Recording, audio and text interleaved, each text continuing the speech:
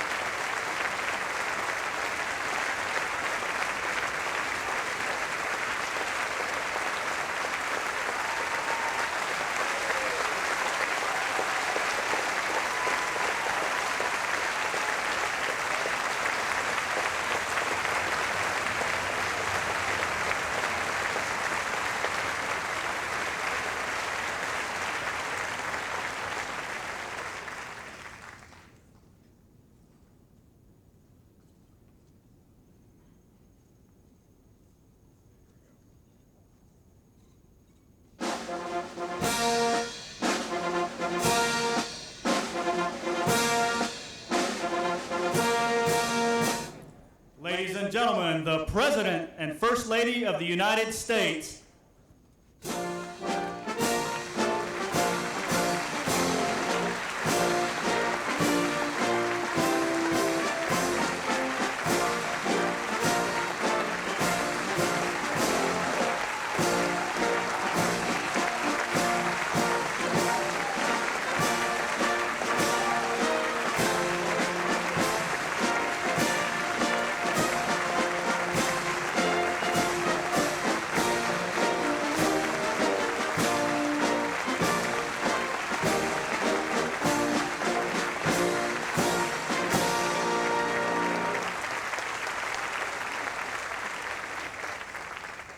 Please be seated and welcome to the White House on this very special event.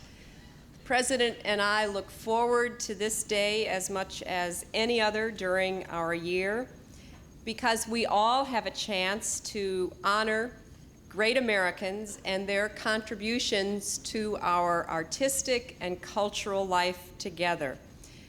We're sorry that we could not be out on the lawn without a tent today, but as often is the case when one is supporting the arts and culture and humanities, you have to be prepared for whatever comes your way.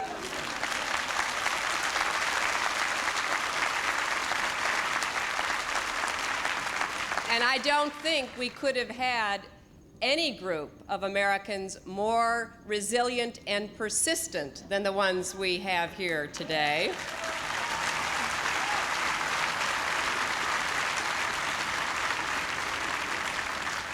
And just as with the forces of nature that sometimes cause disruption and many times cause loss, we will, in Florida and elsewhere, recover and go on, and we will continue to support the arts and culture in this country, no matter what the current climate might be.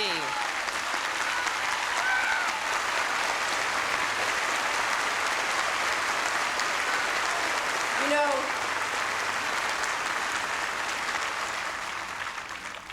we are very fortunate today to be joined by a group that is especially important because of what they do to the President.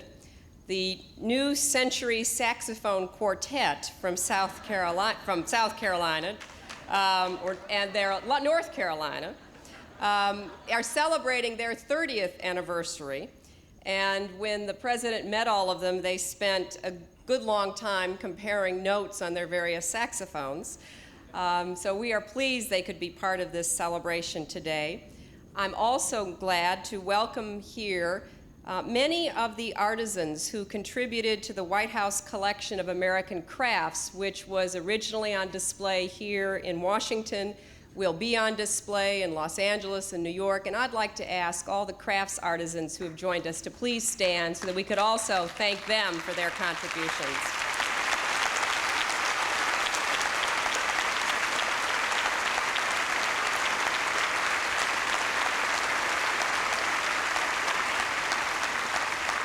And I know that it was difficult in the rain to walk around the sculpture garden, but I invite all of you to do so if it does clear up.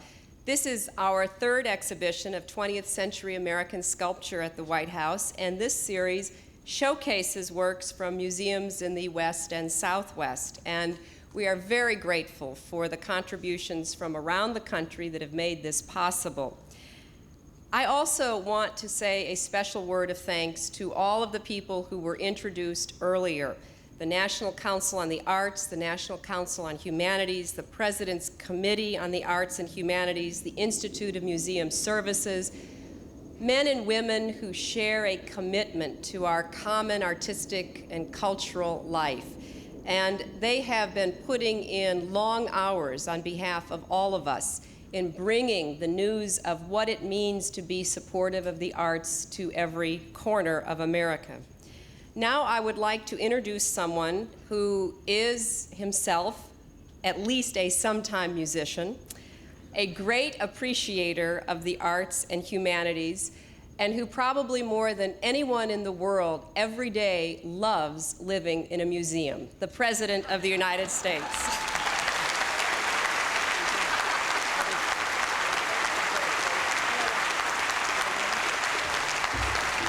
Thank you very much. Thank you.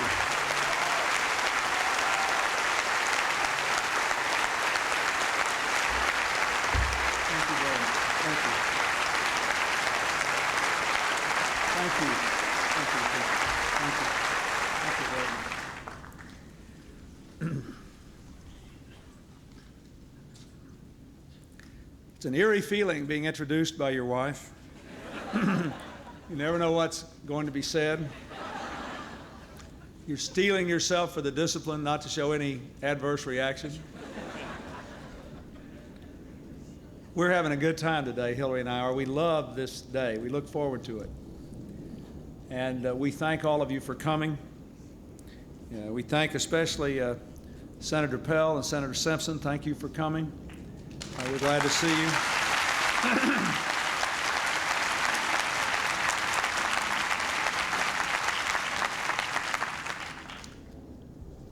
We thank the members of the administration who are here. I see Secretary Riley and Deputy Secretary Cunin of Education and Roger Johnson, the Director of the General Services Administration. There may be others here. I thank all of you for being here. I want to say a special word of thanks for the service of Jane Alexander and Sheldon Hackney for the great job that they have done.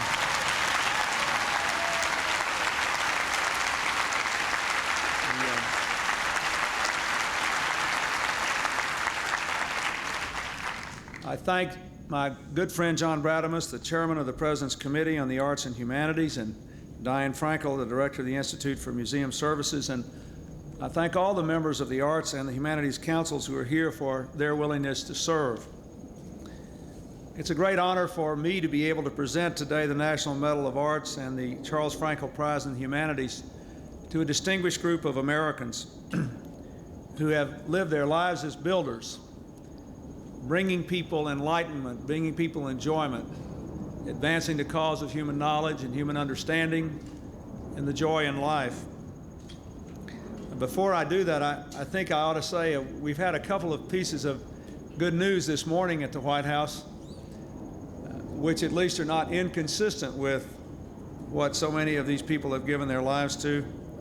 The President of Mexico called me this morning and told me that after all the difficulties his country had faced in recent months, that he was making an early repayment of $700 million of the money they borrowed from the United States to keep their economy going, and I think that's a good thing.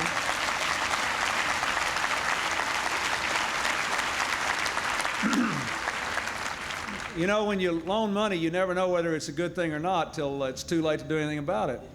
Some of you have been in that position. But they're our friends, they're our allies, they're our partners for the future. They're fighting for their democracy, and they're fighting for the quality of their country's economy. They hit a rough spot in the road, and they borrowed less money than we authorized them to, and they're paying it back more quickly, and we're going to have a brighter future as a result of it, and a safer, more secure future, and a better partnership, and that's a good thing. And perhaps even more importantly, I learned early this morning that in 5 days from now, if we can just get a couple of things done, the parties in Bosnia have agreed to a complete ceasefire of all military hostility.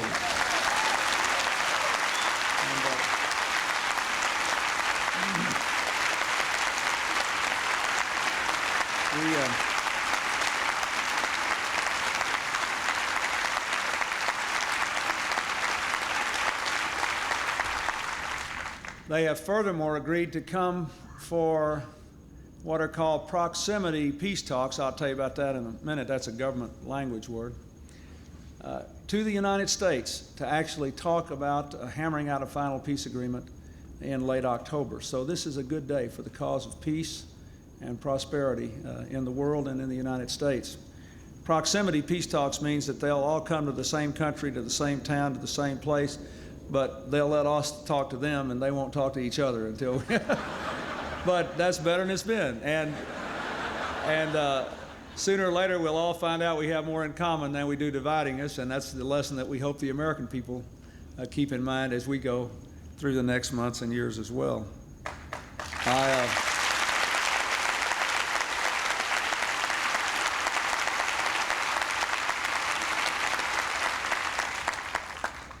I think it's fair to say that no president has ever enjoyed these award ceremonies more than I have, because every year I get a chance to recognize the lifetime achievements of people who have been heroes to me in various ways, men and women who, unbeknownst to them, have been my teachers, my role models, my inspiration, because as president, I'm no different than any other American who enjoys literature or music or art and architecture, and I have benefited, as so many of you have, from the work of the people we recognize today.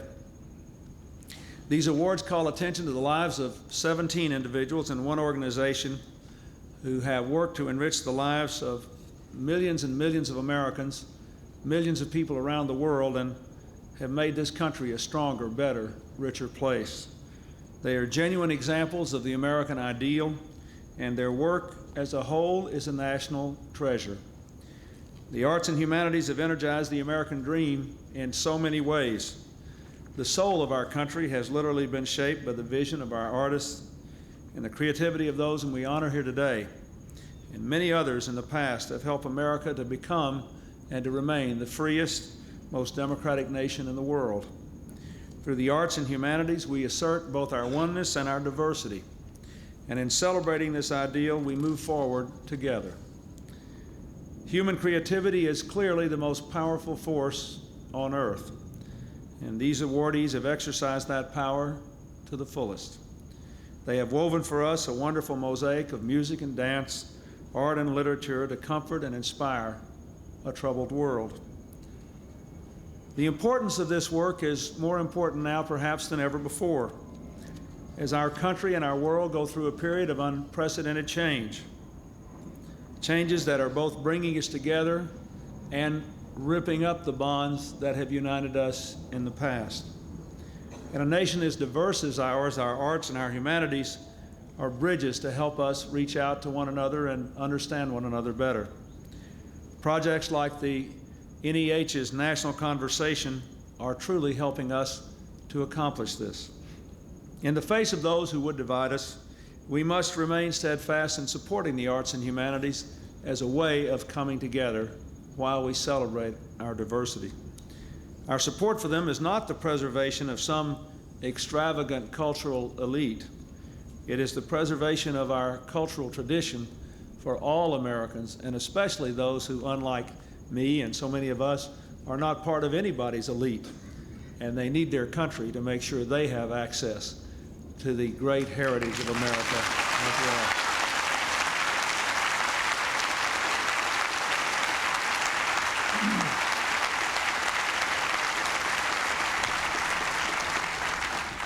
For the last 30 years, the National Endowments for the Arts and the National Endowment for the Humanities have made the arts and humanities accessible to millions of our fellow citizens, from school children to people in our inner cities, to citizens in our most isolated rural communities, many of whom would never have experienced these gifts had they not been offered so freely by our nation's artists and scholars and by their nation's government. For a very small contribution, both the NEA and the NEH have made vital contributions to the life of this nation. Each of the awardees we recognize here today has been a pioneer.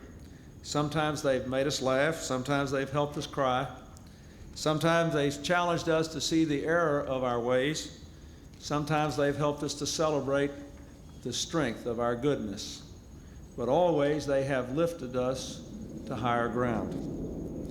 I am honored to confer upon this wonderful group of Americans the National Medal of the Arts and the Charles Frankel Prize. First, the Medal of the Arts winners.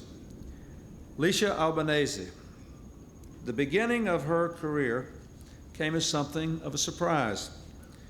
When the lead soprano in a Milan production of Madame Butterfly fell ill during the performance, this young singer was called upon to finish the opera.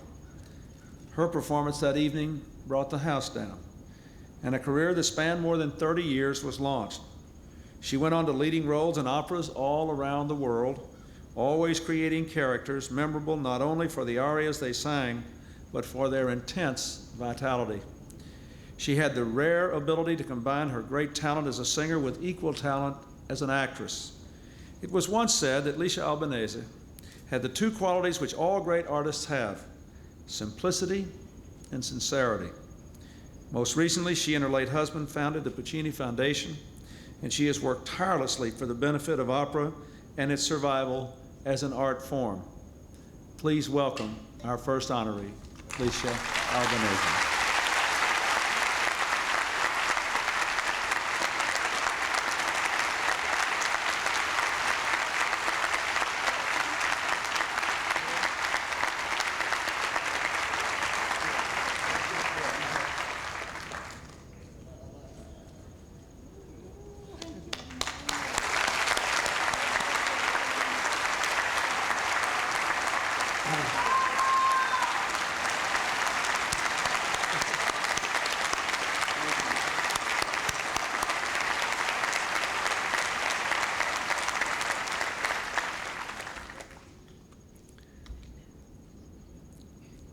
Gwendolyn Brooks began writing poetry when she was only 11.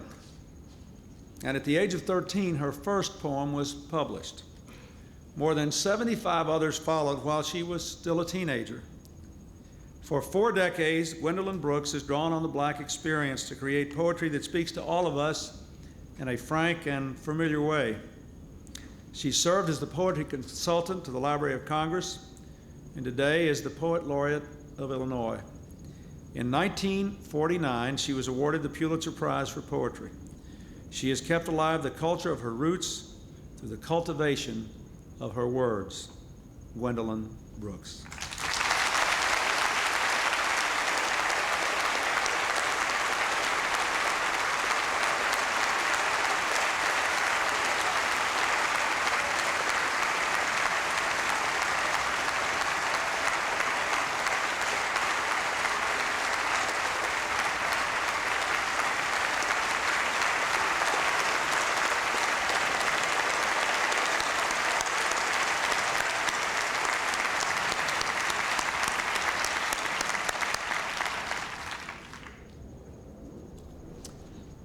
Each painter, performer, or thinker here today has in one way or another served to create a legacy in the halls of American art.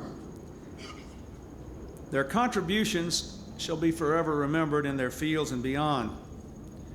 But their work might never have seen the light of day were it not for generous, committed, and visionary citizens like two of those whom we honor, Iris and Bernie Cantor. They have helped literally countless young artists to succeed. They've introduced countless young people to the joys of art. The grants and gifts bestowed by the Cantor family have built and filled the galleries and museums across our nations. From the Rodin sculptures given to New York's Metropolitan Museum of Art, to the grants for exhibitions at institutions such as our own Arkansas Arts Center at home, to the sculpture exhibit here at the White House, the Cantors' love for art has known no bounds. They've done much to keep the arts alive in America, and we owe them our thanks. Bernie could not be with us here today, but Hillary and I are delighted that our good friend Iris Cantor is here to accept the award on behalf of both of them, Iris and Bernie Cantor.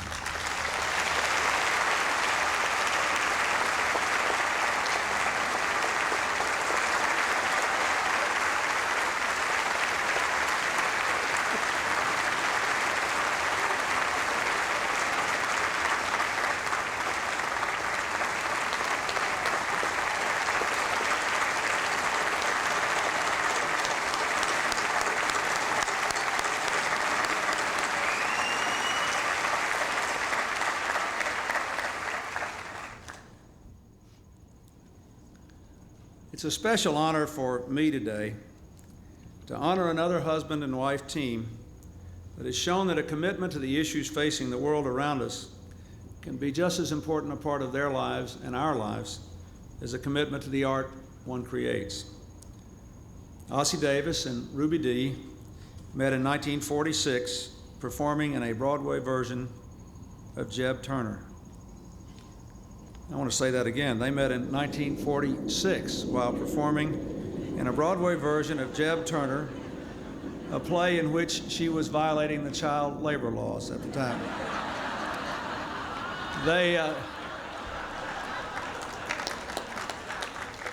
They were married a year later, and they have performed individually and together now for almost 50 years. While the stage and screen have kept them busy with such projects as A Raisin in the Sun, The Jackie Robinson Story, and Do the Right Thing, they have continued to fight for others' struggle for equality. Ossie Davis and Ruby Dee have helped groups such as the NAACP, the Urban League, the AIDS projects like Housing Works. In 1986, they produced a PBS tribute entitled Martin Luther King, The Dream and the Drum. Their vision and their talent shine as brightly today as they did on that first day when they met on Broadway so long ago. And our country is very much a better place because of their life and their work.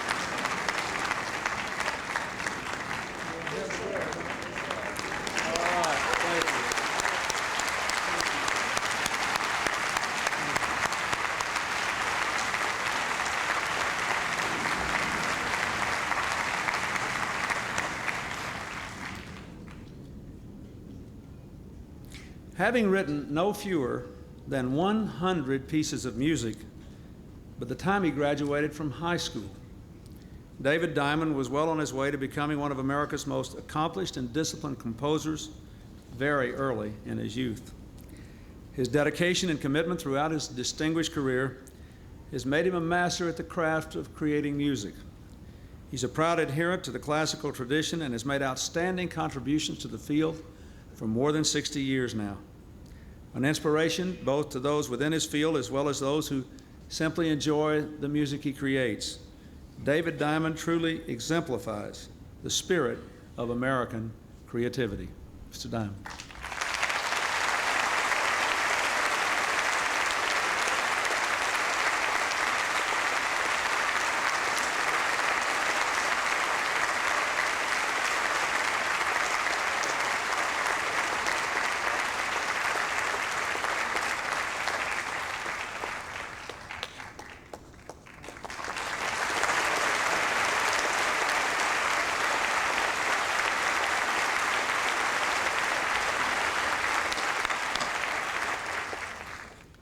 Born in Germany, James Ingo Fried came to the United States as a 9-year-old refugee in 1939.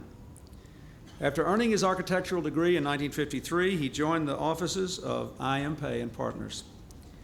Widely published and respected within the world of architecture, he's been the recipient of many major awards, and most recently, he has been justifiably celebrated for his creation of the magnificent, for most of us, overwhelming United States Holocaust Memorial Museum, an extraordinary structure that houses many painful memories, but ultimately inspires its visitors to strive for a better future. We're honoring him today for that monumental achievement, but also for his lifelong dedication to his craft, which continues in this city at this moment as the Federal Triangle building comes up and moves towards completion. Let's give him a warm welcome. James Ingo, please.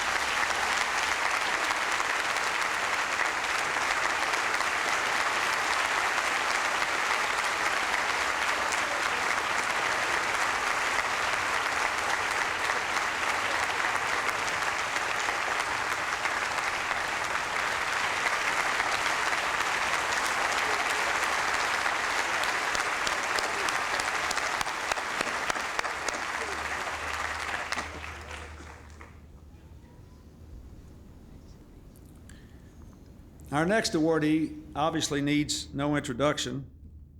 He was cited by the Guinness Book of Records as the most honored entertainer in the world. Maybe we ought not to do this.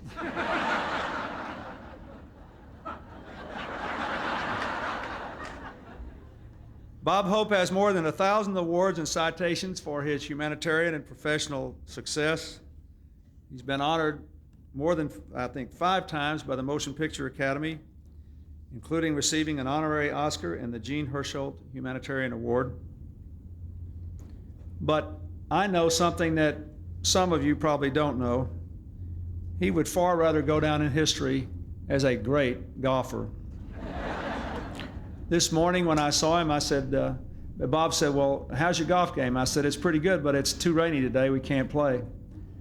He said, that's too bad, I'll miss taking your money.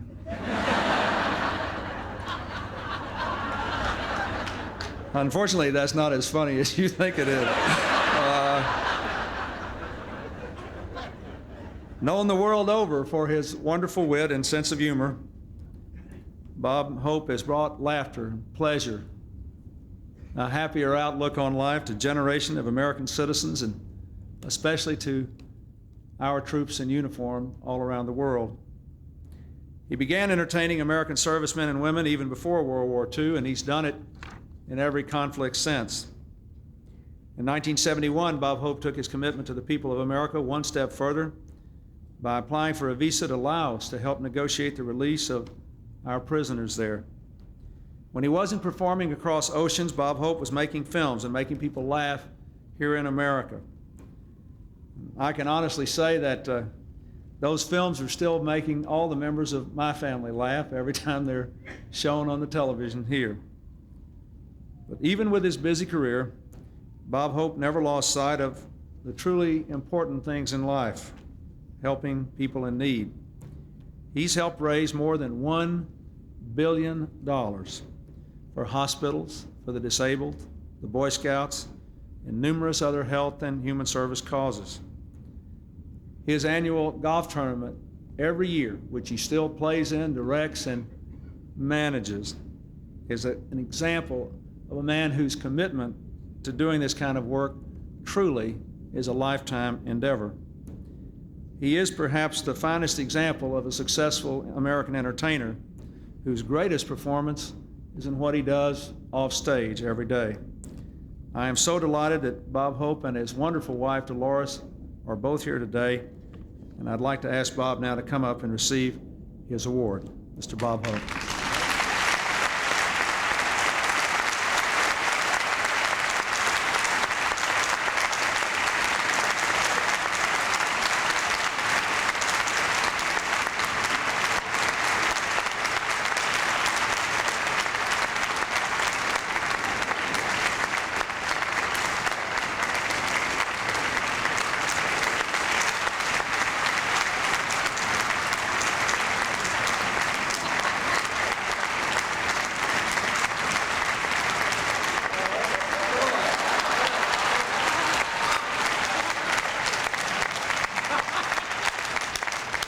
just want to say a couple of words. I appreciate this.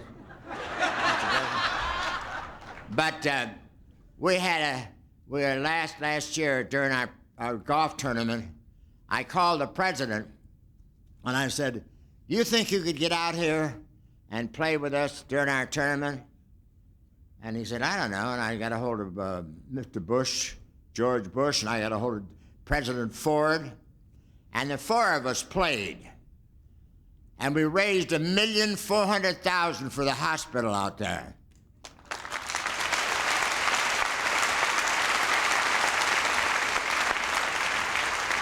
And I just wanted to thank him right now in person. That's it. That's it. That's it.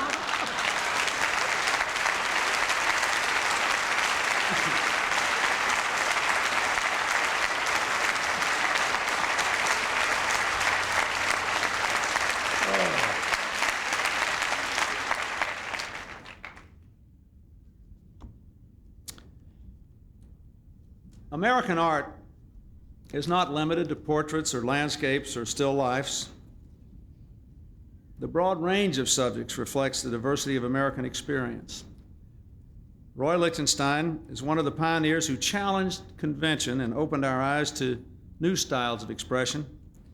In the early 60s, he was one of just a small group to experiment with the use of popular icons as subject material. Hope that doesn't make a comeback.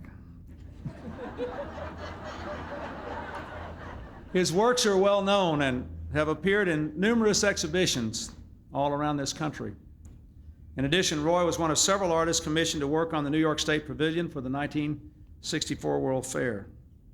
I hope that the pioneering spirit exemplified by Roy Lichtenstein will always, always live in the artists of America.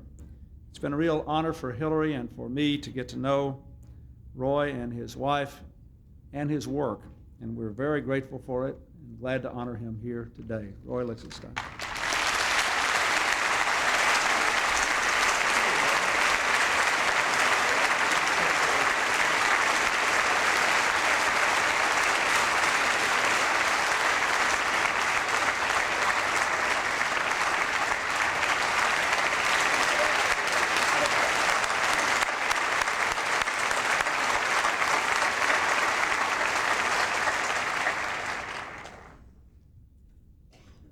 For nearly 4 decades, Arthur Mitchell has been a pivotal figure in American dance.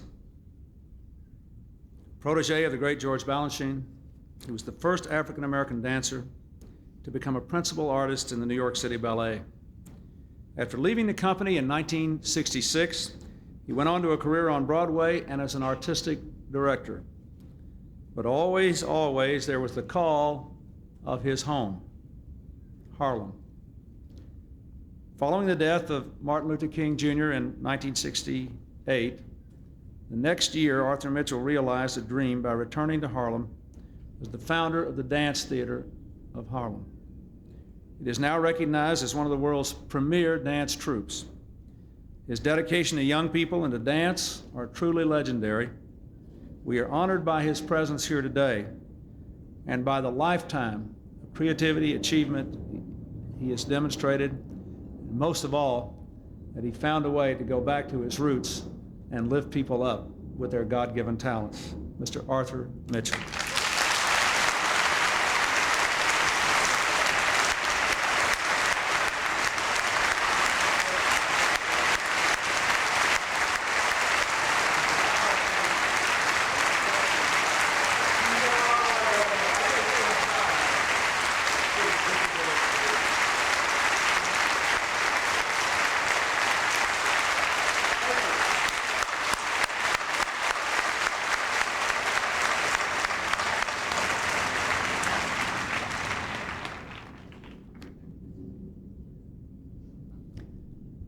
Speaking of roots, this next awardee is one from mine.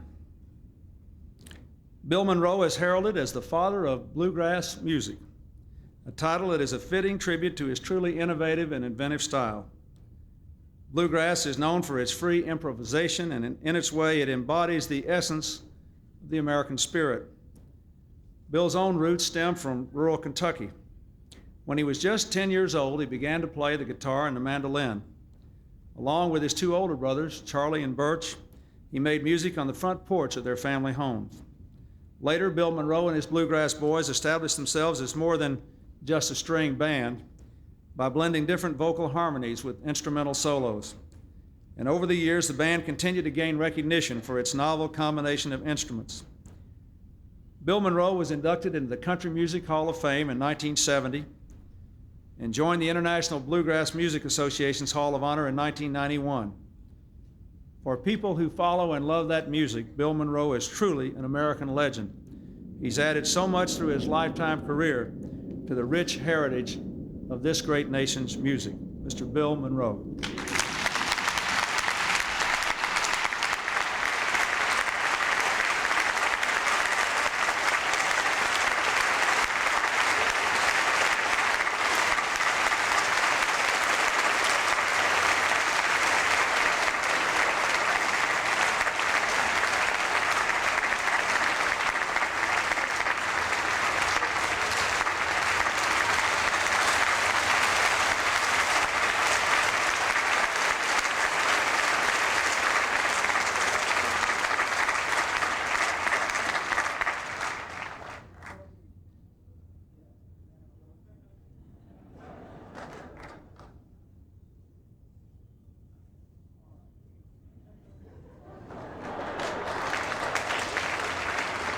He said I'm younger than Bob Hope, but I still like to say a thing or two.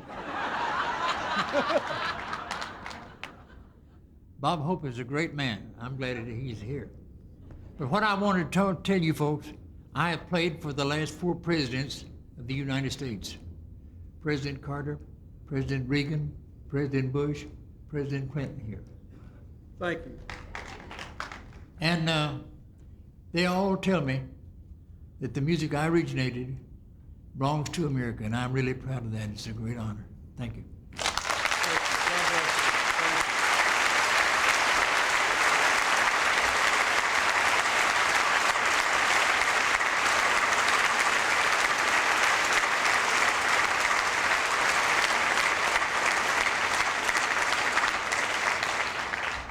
Now it is a great honor for me to present the award we give every year to an arts organization.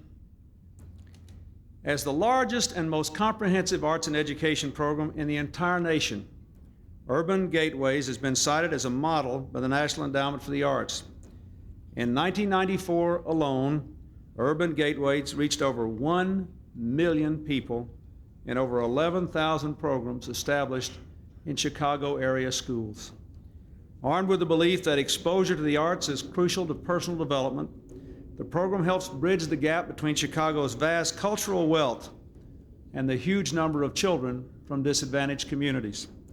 In a time when so many of our children are being lost to the horrors of drugs and violence, Urban Gateways has assumed responsibility for our young people's youth. The organization gives them guidance and an important outlet for their creative energies. Here today to accept the award is Urban Gateways Executive Director, Sandra Fury. She has led Urban Gateways to the front lines in the campaign to keep the arts alive in the minds of our children, and in so doing, to keep our children alive and well and strong for the future of this great nation. Let's give her a big hand.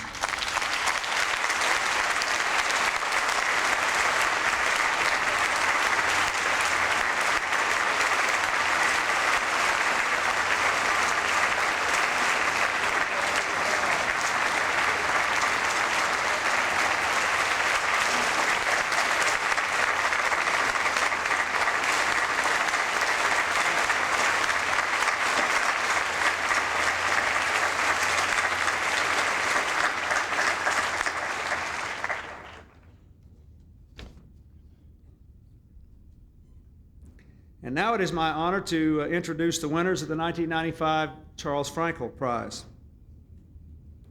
The first winner, Bill Ferris, leads the sort of life I'd like to lead if I had another one to live. I mean, he lives in the Deep South. He writes funny, wonderful books. And he's still trying to find out if Elvis is alive. He's probably done more than anyone else to bring national recognition and understanding to the field of Southern studies. As many of you know, he seriously was one of the organizers of the recent highly successful Elvis Conference at the University of Mississippi at Oxford. Since 1979, he has directed the Center for the Study of Southern Culture at Ole Miss, where he's built Southern Studies curriculum into the most extensive in the nation. He was a consultant to the movie The Color Purple, and for nearly a decade, until 1994, as the Blues Doctor, he hosted Highway 61, a weekly blues music program that airs on Mississippi Public Radio. His scholarship covers the fields of folklore, American literature, music, and photography. I want to thank him for bringing the culture and music of my homeland to all Americans. A remarkable person, Mr. Bill Ferris.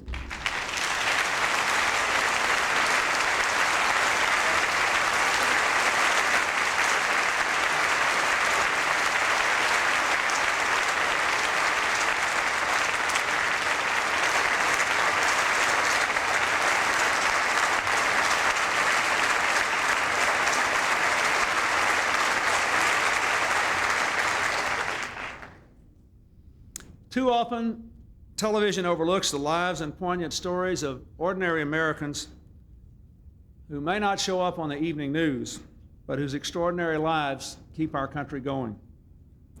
Charles Kuralt recognized this problem nearly 30 years ago. In 1967, he asked his boss to let him wander around the country for 3 months, and the critically acclaimed show, On the Road, was born. Through his travels, Charles Kuralt brought hundreds of courageous Americans into the living rooms of our country. And in so doing, he helped raise issues of social concern such as funding for education, the problems of poverty, the plight of small businesses. But understanding the needs of others comes naturally to Charles Kuralt. His father, Wallace, was a North Carolina social worker who worked all his life on programs that provided daycare, substance abuse counseling, and Planned Parenthood services. That spirit is alive and well in his son today. The numerous awards and 13 Emmys Charles Kuralt holds are but a small reward for what he has given to all the rest of us.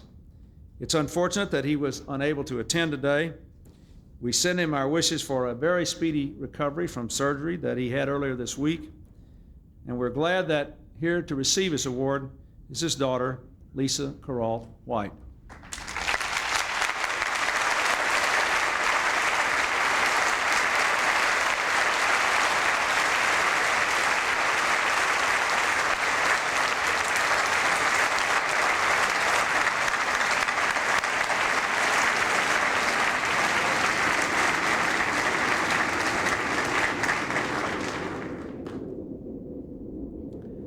David Macaulay has written several books detailing the insides of complicated machines. He can even explain the way things work. We could use him around here in the next couple of weeks. He has devoted his professional life to the investigation of architecture and mechanics. His books have helped children and adults alike to understand the world's rich history of construction and architecture. Using detailed illustrations, his books help to unfold the mysteries of both man and machine.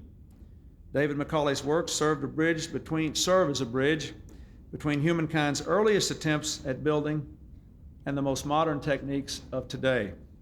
His painstaking efforts have made knowledge and investigation more accessible to the rest of us who could never have understood them on our own, but whose lives are richer and more enlightened, and whose citizenship more informed as a result of his work. Mr. David Macaulay.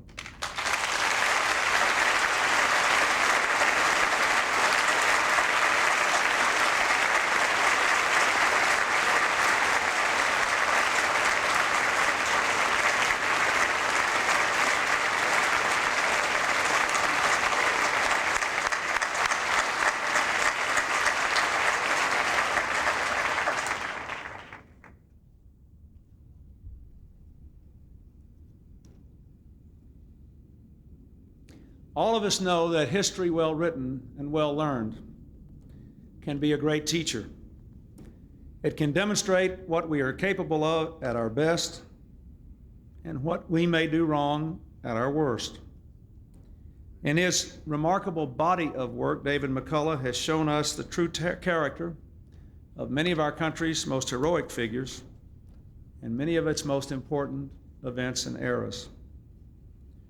From his wonderfully successful and enlightening biography on President Truman, to his look at the building of the Brooklyn Bridge, to his work as the voice of the highly regarded PBS series, The American Experience, David McCullough has given us a window into the lives of outstanding Americans and important events.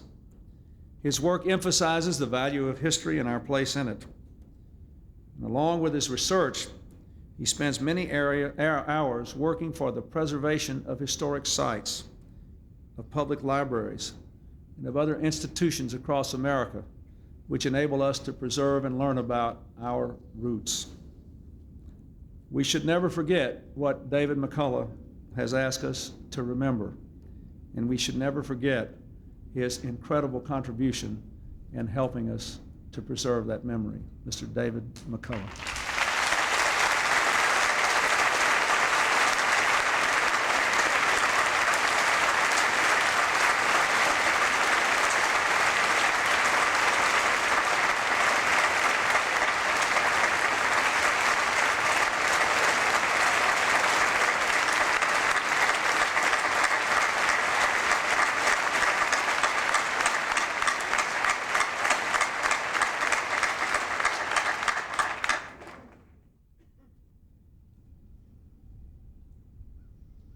Bernice Johnson Reagan is perhaps best known as the guiding spirit and resonant alto voice of Sweet Honey in the Rock, the famous a cappella quintet she founded in 1973, singing an eclectic blend of gospel, jazz, folk, and rhythm and blues.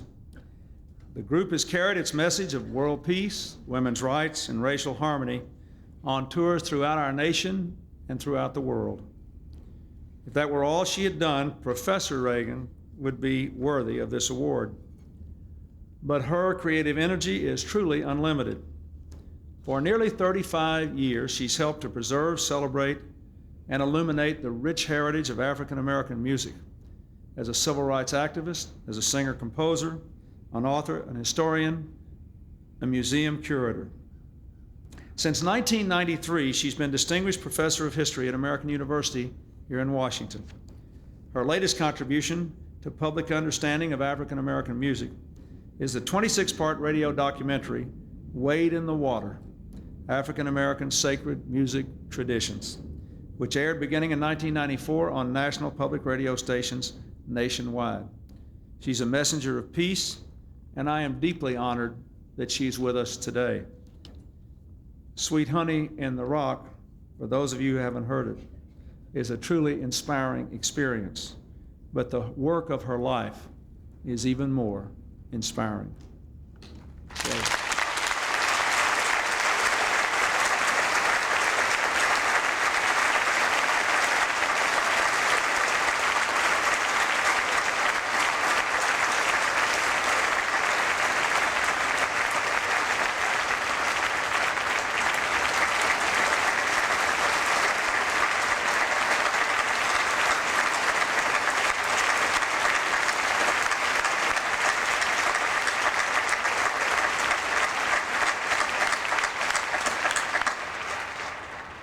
let me thank again all the honorees and congratulate them.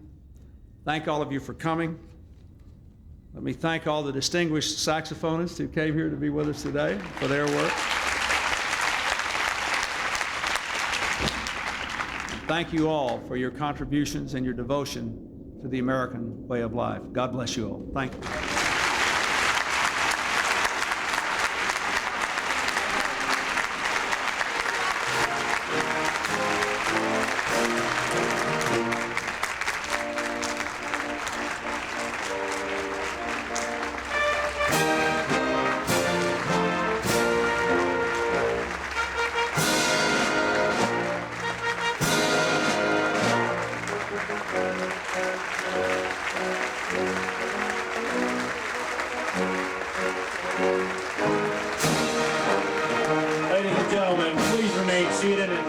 President, the First Lady, and the award recipients have departed.